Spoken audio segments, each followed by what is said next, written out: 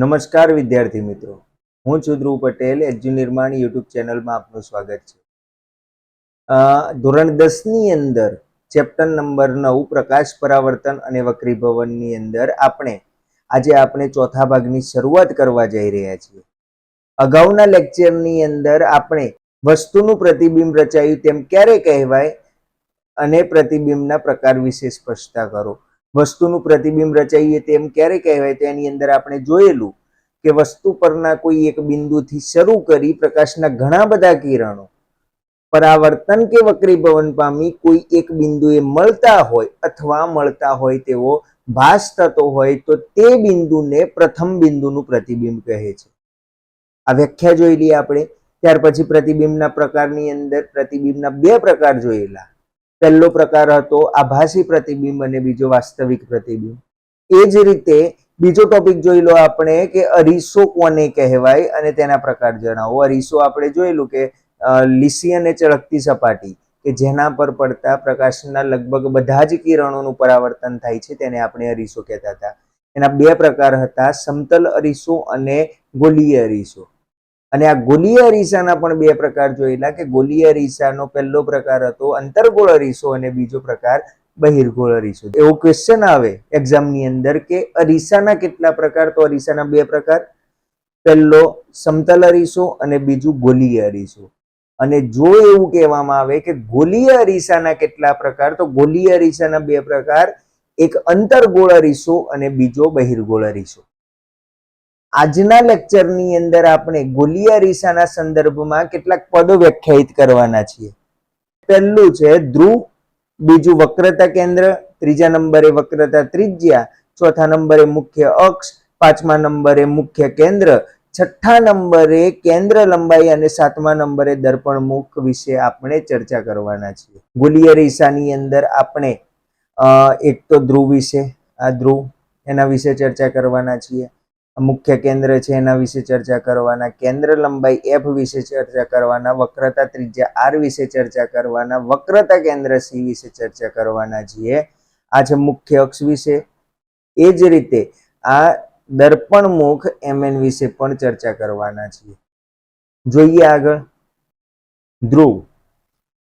ગોલીય અરીસાની પરાવર્તક સપાટીના કેન્દ્ર એટલે કે મધ્ય બિંદુને ગોલીય અરીસાનો ધ્રુવ કહે છે. કોઈ પણ અરીસાની પરાવર્તક સપાટી હોય, આ સપાટીના મધ્ય બિંદુ એટલે કે આના વચ્ચેનું બિંદુ, આ બિંદુ, આની મધ્યમાં આ બિંદુ હોય તો આ બિંદુને આપણે કહીશું ધ્રુવ પી, અને આપણે પી વડે દર્શાવીએ છીએ.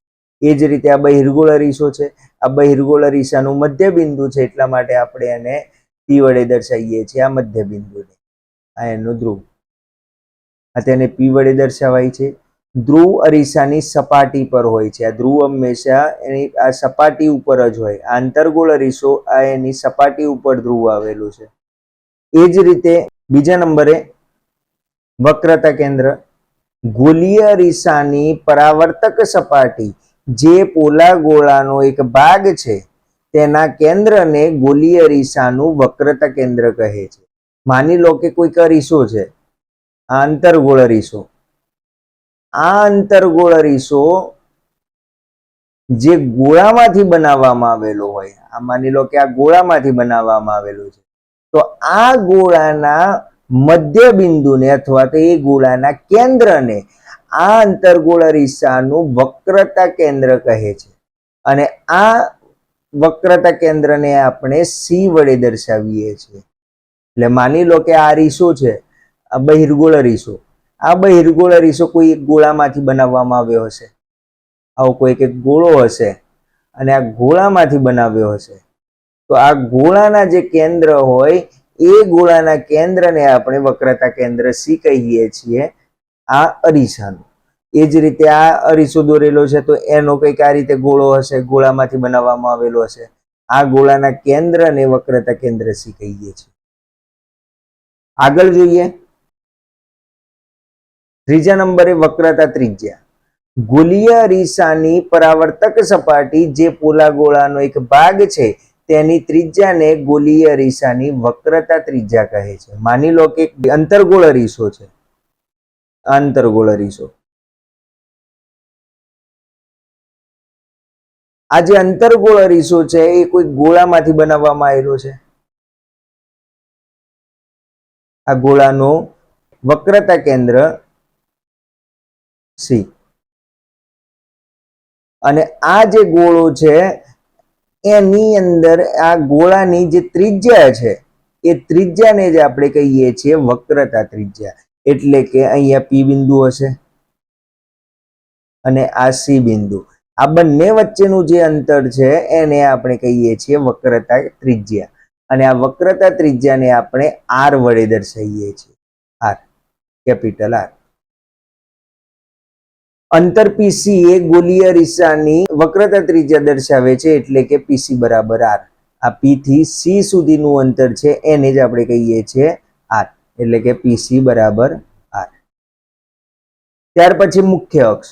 ગોલીય અરીસાના ધ્રુવ પી અને વક્રતા કેન્દ્ર સી માંથી પસાર થતી કાલ્પનિક રેખાને ગોલીય અરીસાનો મુખ્ય અક્ષ કહીએ છીએ. માની લો આ અરીસો છે, આંતરગોળ અરીસો, આ ધ્રુવ પી અને અહીંયા આવશે વક્રતા કેન્દ્ર સી.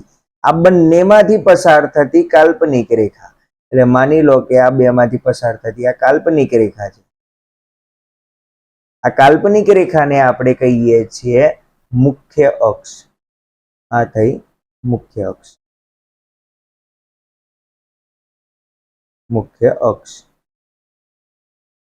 મુખ્ય અક્ષ એ ગોલીય અરીસાને ધ્રુવ આગળ લંબ હોય છે. આ જે ધ્રુવ પી છે એના આગળ લંબ હોય છે.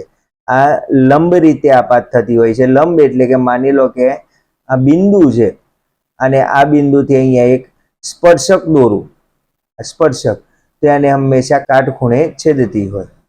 5મા નંબરે છે મુખ્ય કેન્દ્ર. અંતર્ગોળ અરીસા પર આપાત થતા મુખ્ય અક્ષને સમાંતર પ્રકાશના કિરણો અરીસા દ્વારા પરાવર્તન પામી મુખ્ય અક્ષ પરના જે બિંદુએ કેન્દ્રિત થાય છે તે બિંદુને અંતર્ગોળ અરીસાનું મુખ્ય કેન્દ્ર કહે છે. એટલે માની લો કે આ અંતર્ગોળ અરીસો છે.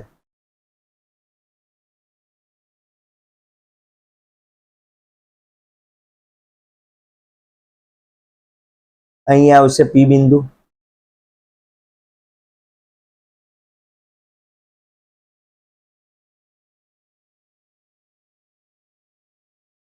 મુખ્ય અક્ષ,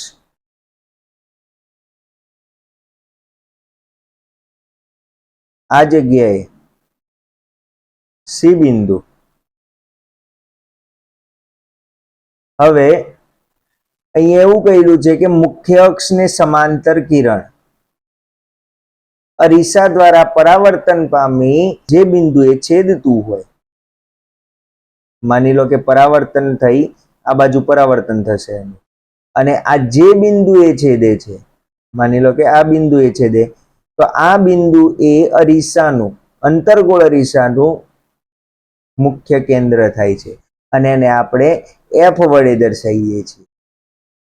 એ જ રીતે અહીંયા કહેલું છે કે બહિર્ગોળ અરીસા પર આપાત થતા મુખ્ય અક્ષને સમાંતર પ્રકાશના કિરણો અરીસા દ્વારા પરાવર્તન પામી મુખ્ય અક્ષ પરના જે બિંદુએથી આવતા હોય તેવો ભાસ થાય તે બિંદુને બહિર્ગોળ અરીસાનું મુખ્ય કેન્દ્ર કહે છે.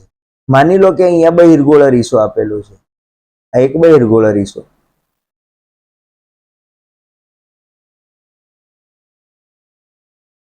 અહીંયા આવશે બિંદુ, આ છે પી એટલે કે ધ્રુવ, આ મુખ્ય અક્ષ. આ જગ્યાએ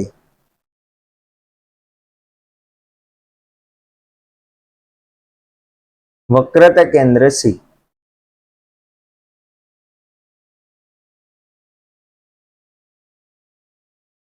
માની લો મુખ્ય અક્ષને સમાંતર કિરણ એક આપાત કરવામાં આવે, આપાત કિરણ, એનું પરાવર્તન આ સાઈડે થશે ઉપરની તરફ.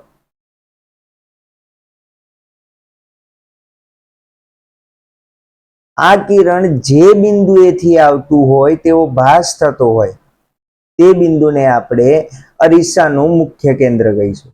એટલે કે અહીંયાથી આવતું હોય એવું આપણને લાગશે.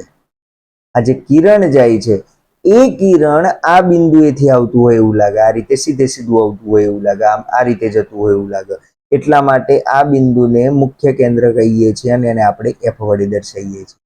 અહીંયા તમે જોશો તો અહીંયા પરાવર્તન થતું હતું અને મુખ્ય અક્ષ પરના એક બિંદુએ કેન્દ્રિત થતું હતું, પરંતુ અહીં એવું નથી થતું. અહીંયા કોઈ મુખ્ય અક્ષ પરના કોઈ બિંદુએ કેન્દ્રિત નથી થતું, પરંતુ આ જગ્યાએથી આ કિરણ પરાવર્તન થઈને આ કિરણ જે જાય છે એ આ બિંદુએથી જતું હોય એવું લાગે છે, અથવા તો આ બિંદુએથી આવતું હોય એવું લાગે છે.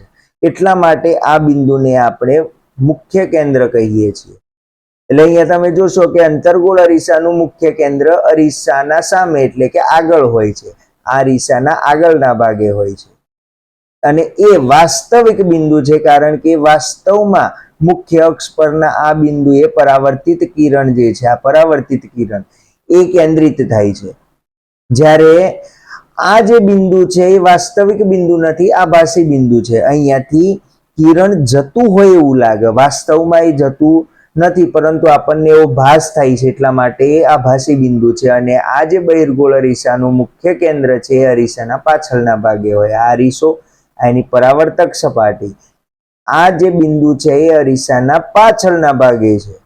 એટલે અંતર્ગોળ અરીસાનું મુખ્ય કેન્દ્ર છે એ મુખ્ય કેન્દ્ર અરીસાના આગળના ભાગે હોય, જ્યારે બહિર્ગોળ અરીસાની અંદર મુખ્ય કેન્દ્ર છે એ અરીસાના પાછળના ભાગે હોય. અંતર્ગોળ અરીસાનું મુખ્ય કેન્દ્ર વાસ્તવિક બિંદુ છે, જ્યારે બહિર્ગોળ અરીસાનું મુખ્ય કેન્દ્ર છે એ આભાસી બિંદુ છે. ત્યારબાદ છઠ્ઠા નંબરે છે કેન્દ્ર લંબાઈ. ગોલીય અરીસાના ધ્રુવ અને મુખ્ય કેન્દ્ર વચ્ચેના અંતરને અરીસાની કેન્દ્ર લંબાઈ કહે છે. માની લો આંતરગોળ અરીસો,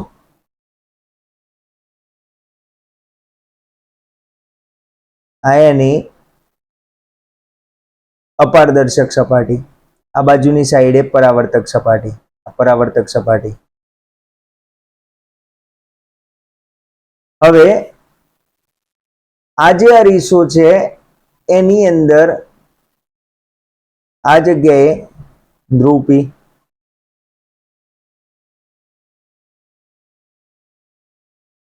અહીંયાથી મુખ્ય અક્ષ,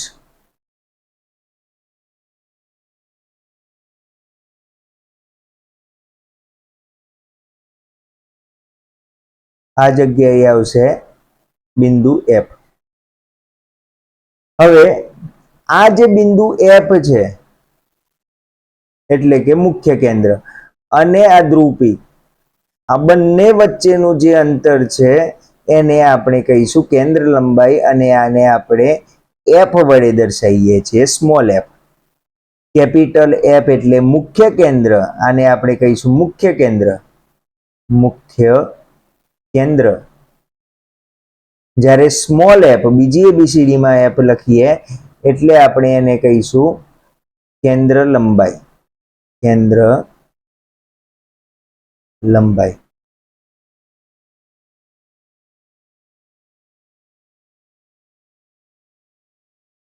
તેને એફ વડે દર્શાવાય છે, સ્મોલ એફ વડે દર્શાવાય છે.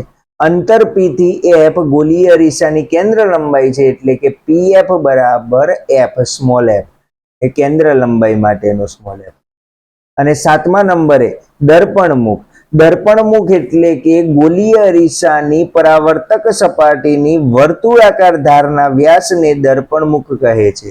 આ જે ગોલીય આકાર ધાર છે એનો જે આ વ્યાસ છે એને આપણે કહીએ છીએ દર્પણમુખ, અને એને આપણે એમ એન વડે દર્શાવીએ છીએ. એટલે ઉપરની સાઈડે એમ લખાય, જ્યારે નીચેની સાઈડે અહીંયા એન લખાય. આજના લેક્ચરમાં આપણે 7 વસ્તુઓની ચર્ચા કરી. પહેલા નંબરે હતો ધ્રુવ, જેને આપણે પી વડે દર્શાવતા હતા. બીજા નંબરે હતું મુખ્ય કેન્દ્ર, મુખ્ય કેન્દ્ર.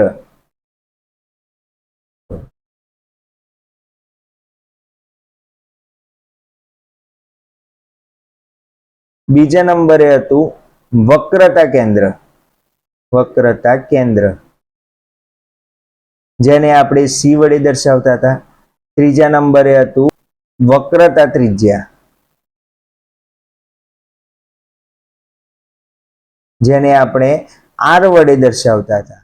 ચોથા નંબરે હતું મુખ્ય અક્ષ. પાંચમા નંબરે હતું મુખ્ય કેન્દ્ર. મુખ્ય કેન્દ્ર જેને આપણે કેપિટલ એફ વડે દર્શાવીએ છીએ. છઠ્ઠા નંબરે કેન્દ્ર લંબાઈ એટલે કે સ્મોલ એફ. અને સાતમા નંબરે દર્પણ મુખ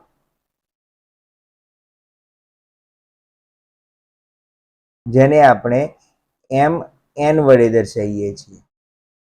આ 7 મુદ્દાઓની ચર્ચા કરી. માની લો આ જ પદોને મારે વ્યાખ્યાયિત કરવા છે, તો વ્યાખ્યાયિત કઈ રીતે કરીશ? તો એના માટે પહેલા માની લો હું અંતર્ગોળ અરીસો લઈ લઉં.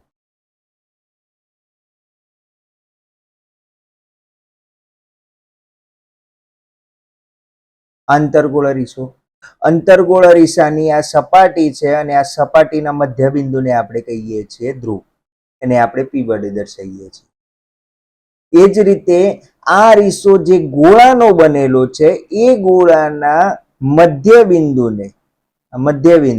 એને આપણે કહીશું વક્રતા કેન્દ્ર અને એને આપણે દર્શાવીએ છીએ સી વડે. અને આ પી અને સી માંથી પસાર થતી કાલ્પનિક રેખા, પી અને સી માંથી પસાર થતી આ કાલ્પનિક રેખા, અને આ કાલ્પનિક રેખાને આપણે કહીએ છીએ મુખ્ય અક્ષ. એટલે આ થઈ ગઈ આપણી મુખ્ય અક્ષ. મુખ્ય અક્ષ. એ જ રીતે માની લો મુખ્ય અક્ષને સમાંતર એક રેખા લઈ લો. અહીંયા બીજી એક રેખા લઈ લો. આ જે રેખા છે એ દિશા સાથે પરાવર્તન પામી મુખ્ય અક્ષ પરના જે બિંદુએ કેન્દ્રિત થશે તે બિંદુને આપણે મુખ્ય કેન્દ્ર કહીશું. એટલે કે આ જે બિંદુ છે આ બિંદુને મુખ્ય કેન્દ્ર કહીશું અને એને આપણે કેપિટલ એફ વડે દર્શાવીશું. એ જ રીતે માની લો આ સી બિંદુ, અને આ સી બિંદુથી આ સી બિંદુ અને સી બિંદુથી આ પી બિંદુ છે.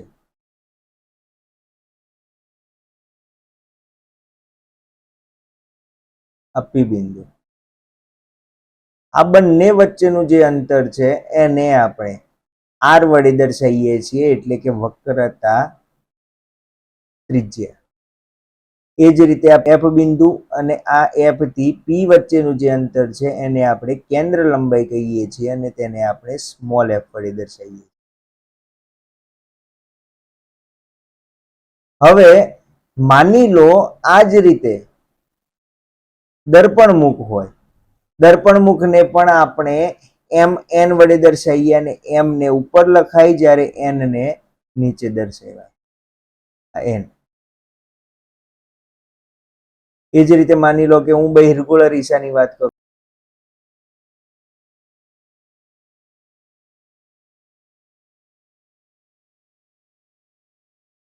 આ બહિર્ગોળ અરીસો, આ અરીસાનું આ બિંદુને આપણે પી વડે દર્શાવીએ છીએ. એ જ રીતે આ જે ગોળામાંથી બનેલો છે એ બિંદુને આપણે સી વડે દર્શાવીએ છીએ વક્રતા કેન્દ્ર. આ જે વક્રતા કેન્દ્ર અને ધ્રુવ આ બેમાંથી પસાર થતી કાલ્પનિક રેખા છે.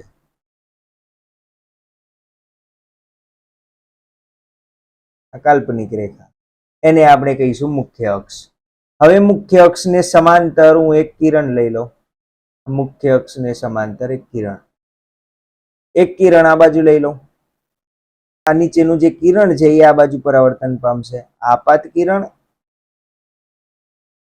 અને આ આપાત કિરણનું પરાવર્તન થઈ અને આ બાજુ જાય છે, એટલે કે આ પરાવર્તિત કિરણ. એ જ રીતે આપાત કિરણ, એનું પરાવર્તન થશે આ બાજુ ઉપરની સાઈડે. આ જે બિંદુએથી આવતા હોય એવો આપણને ભાસ થાય એ બિંદુને આપણે એફ કહીશું, કેપિટલ એફ, એટલે કે મુખ્ય કેન્દ્ર. આ એફ થઈ ગયું. હવે પી થી એફ વચ્ચેનું જે અંતર છે એને આપણે કહીશું સ્મોલ એફ,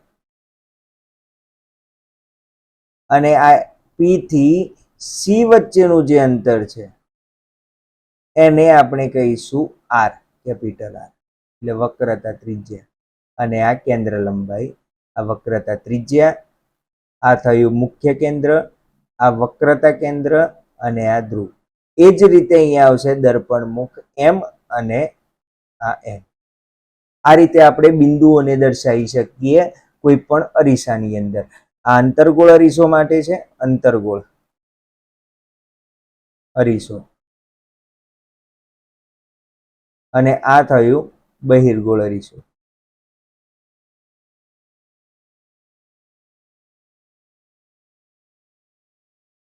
અહીંયા થઈ ગયા મુખ્ય અક્ષ.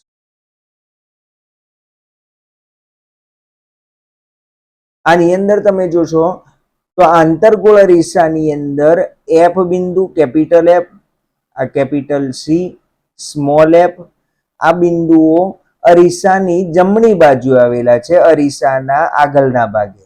જ્યારે આની અંદર બહિર્ગોળ અરીસાની અંદર જોશો તો કેપિટલ એફ, આ સી બિંદુ, સ્મોલ એફ અને આર, આ બધા બિંદુઓ જમણી બાજુ આવેલા છે. આ રીતે આપણે કોઈ પણ અંતર્ગોળ કે બહિર્ગોળ અરીસાની અંદર આપણે બિંદુઓ દર્શાવી શકીએ, આ પદો દર્શાવી શકીએ. આ જ રીતે આપણે નવા ટોપિક સાથે આગળના વિડીયોમાં મળીશું. નમસ્કાર.